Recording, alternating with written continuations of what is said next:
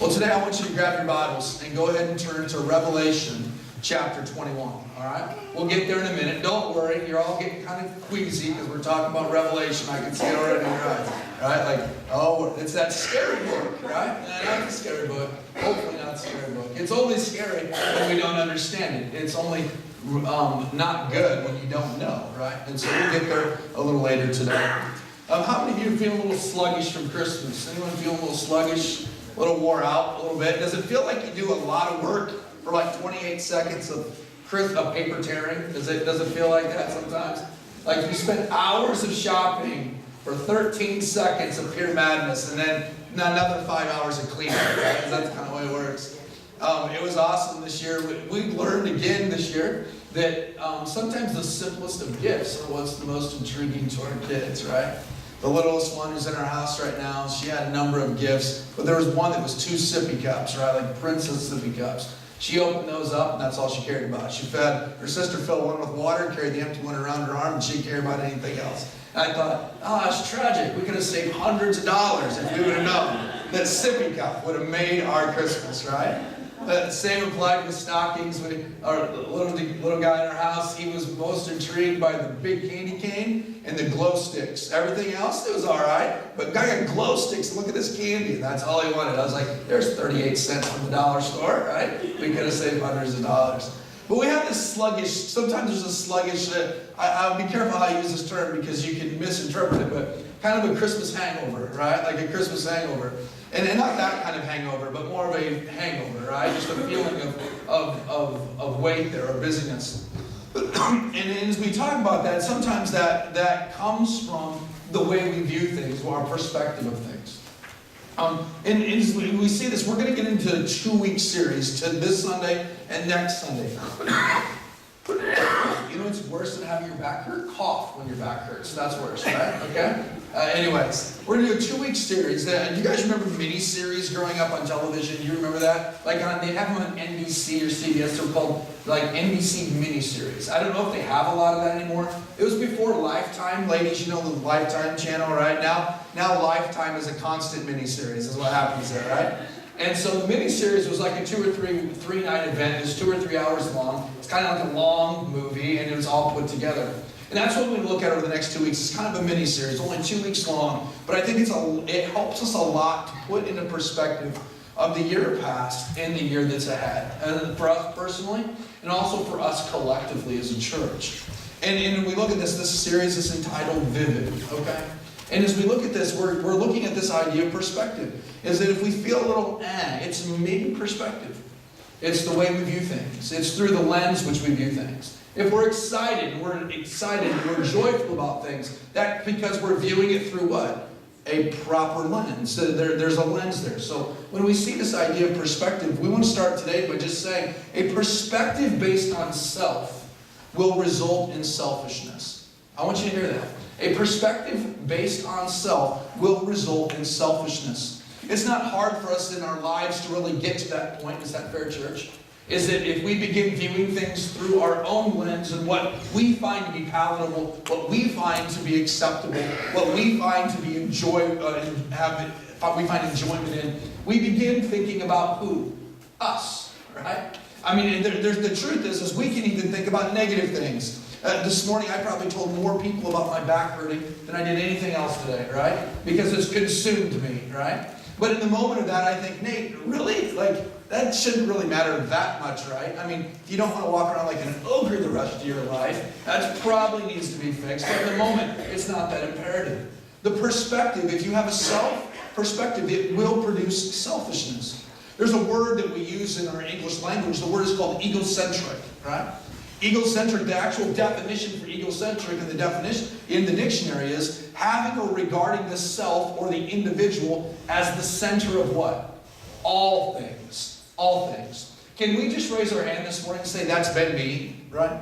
And that's been you at some point in life. That's been me at some point in life, right? Is that we look at things and go, man, that matters to me. Or that is my problem, right? Like, or why don't people listen to me? My feelings matter, right? And all that is somewhat true, except when we're looking at it through the lens, and it's unhealthy when we're looking at it through the lens of the perspective of self. Our world spins tightly in our lives when we think and live with a perspective based on ourselves. That usually flows through two areas. We talk about our needs and our what? Wants. Is your list, just real quickly, I want you to look at your neighbor next to you and tell them one thing that you got for Christmas that you needed. Can you do that? Now notice, we might take a while to get something out, because usually we get a lot of wants, right? Like, what's one thing you got that you needed? Somebody like, I didn't get anything. Okay? Well, no, sure. Somebody, what did you get for a want? A want. You see, when we think about it in an idea of perspective, if we're looking it through the lens of ourselves, what do we usually focus on? Our wants. What is it that we want? What is it that we desire? Not necessarily what it is that we always need. The Apostle Paul writes to the church in Philippi something in regards to this. In Philippians chapter 2, he says this: do nothing out of what? Selfish ambition or vain conceit. Rather, in humility, value others above yourself. Well, I mean, when you think of the year past of 2015, you don't have to go long to look at news articles or flip back and watch old telecasts of the news, the evening or morning, to know that most of the news that's negative is resulted off of people being what? Selfish. If you look at the idea of crimes are never usually committed for the betterment of someone else. They're committed for the betterment of what? Themselves, or out of an emotion of selfishness. And Paul doesn't just give us this idea and warn the church and warn us about selfishness. He actually goes further and says it's rather the counter to selfishness is to value others, what? Greater than yourself. Now I want you, this little interactive this morning, we've been interactive so far. Raise your hand if you've ever struggled with that. Right? Right?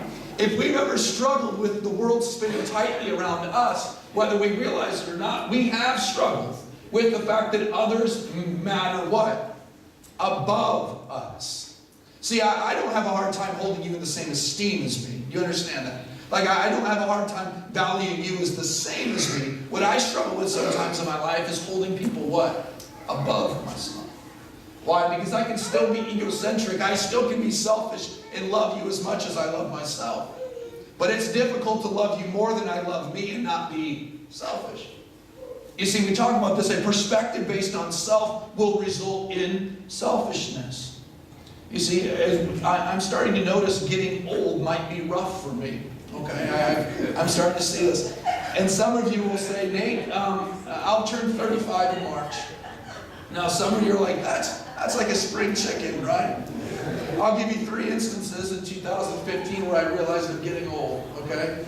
The first is this, is I went to the optometrist, right?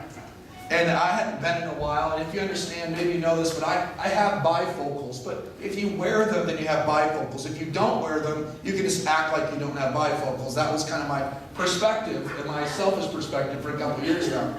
And as I went to the optometrist, I went to a new eye doctor, and he did the whole check, and they blow the air in your eye. Whoever came up with that needs to be hung, okay? That's all I had to say. That's not normal. If someone came up to you and went in your eye, you would slap them.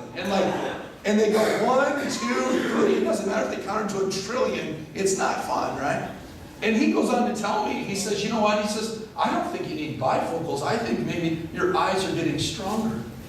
And I thought, I mean, you're a doctor and all, right? Like, I get that. And I'm paying you for your opinion, but that seems kind of like a stretch, right? But he does the whole check and the ins and outs, and I got glasses, and they weren't bifocals. So I was feeling better about myself there for a while, thinking, maybe I'm not dying, right? Like maybe I'm holding in one piece.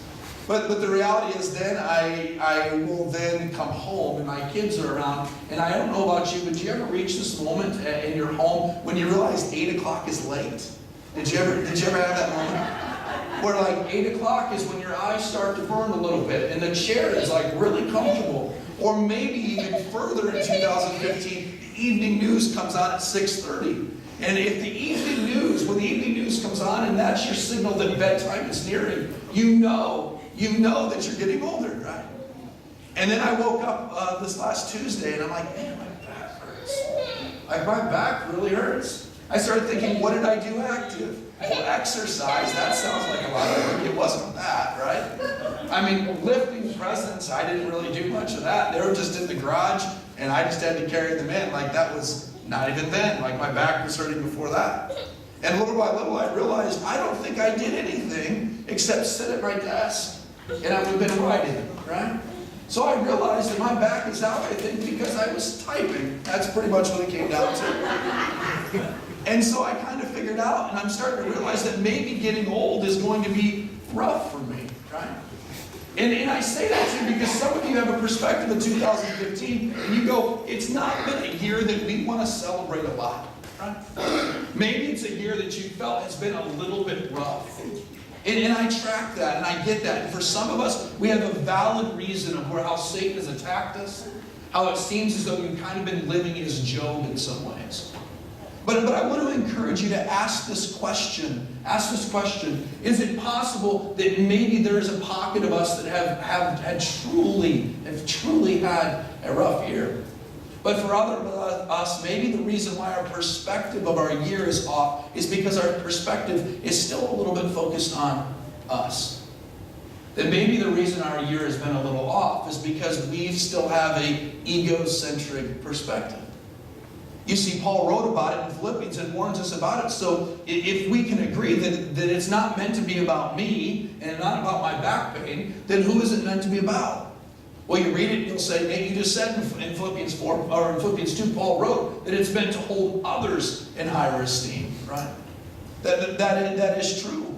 But I want you to hear this also, because I think it's needed this morning, is that viewing life through the lens of others will still only take you so far. Will only take you so far. I want to say thank you. For many of you, you've been serving here and growing and serving here at the church through Sunday morning, through life group, throughout the community in many ways. But I have to be honest with you as a leader that we have to be careful with that. Is that we could actually serve others and still have the wrong lens. Is that we can begin looking at the needs and the hurts of others and providing for the needs and the hurts of others, but still not have a perfect lens. As you know, we've been doing a Families Count class on Monday evenings it's a 6-week class. This year I'm stoked to tell you I believe we did the class 4 times through this year since May. And there was just around 40 parents who graduated the class this year. 40 individuals from outside the church that have said yes to wanting to be better parents and actually getting an opportunity to hear about the gospel message. And as we've taught this class, I have to confess to you, I really was like, yes, good things, right? There was good things, there are good things.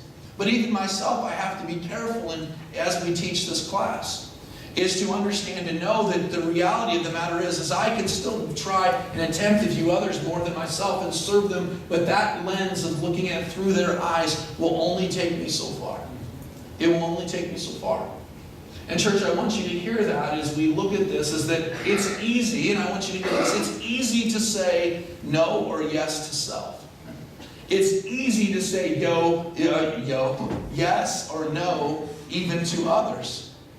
But the question is are we willing to view the year behind, the year ahead, through the vivid lens that God sees this world? You see, I throw that out there, is that we ask the question, then how does God view it? Well, it seems as though that God's lens of this world is in full color. It's vivid. How many of you remember black and white TV? Do you remember that? Black and white TV? All right? Whether you believe it or not, I had a black and white television in my room growing up, all right? 13-inch black and white TV, Zenith, with a coat hanger on the back to get Channel 2, because that was the channel that the Iowa Hawkeyes played basketball on, right? I also remember at that time the Olympics happened to be on, and they were on Channel 2, and I could turn the hanger just right. Some of you are like, I don't have plastic hangers. It's okay. There used to be metal hangers, okay? And that's what we used to get reception.